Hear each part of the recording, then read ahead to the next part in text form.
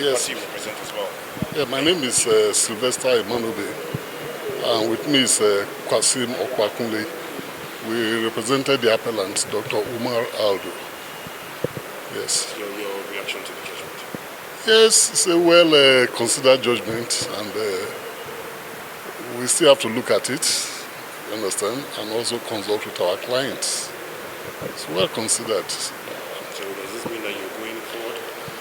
You know, these things belong to the client, and also when you look at it, the reason why that court was created, the Supreme Court, is to allow for parties to ventilate their grievances against the judgment. As you can see, the judgment was based on a lot of our grounds being struck out.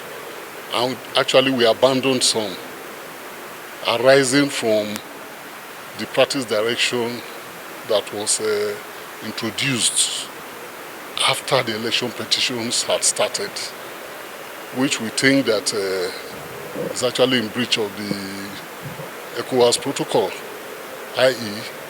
that there should be no significant change in a legislation after, that is within 6 months of the election. What did us harm today is the practice direction 2023 that was made in May 2023 after we had filed the petition in March. And you know, there are a lot of issues, which is one of the challenges of laws in Nigeria. They are not available to lawyers. The laws are not available. Like that particular direction, we didn't get the gazetted copy. And you know what the law is on laws.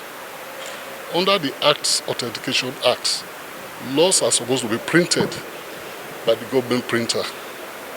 But where a law exists and you don't have access to it, particularly that it was made after the petitions have been filed. When you are preparing for a case, you assemble all the laws on that case and you continue to use them. So if in between, in the course of the case, the law now changes as to pages of the brief, then, because if our pages went in, of course, it was a very good case we had. But then that is the law. So thank you so much. All right. Your name again for the people? Yes, I'm Sylvester Emmanuel. My name is Ahmadu Fintiri.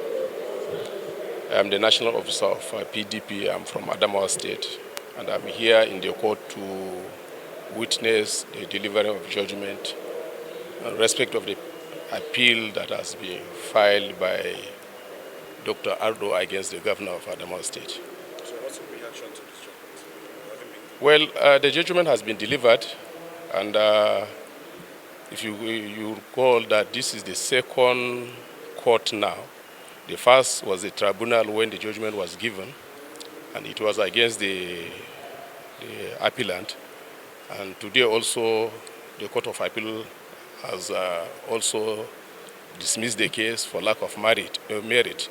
So based on that, I think that is the expectation, because we know that elections are won on ballot papers, and results are declared based on the votes of the citizens.